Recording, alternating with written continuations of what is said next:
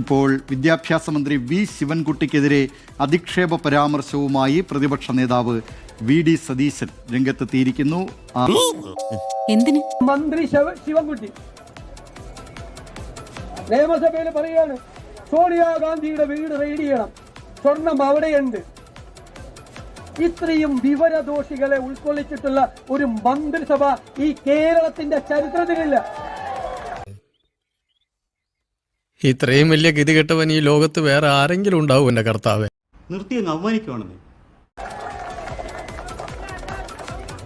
ഇവനെ പോലത്തെ ആളുകള് മന്ത്രിമാരായിരിക്കാൻ യോഗ്യതയുള്ളവരാണോ?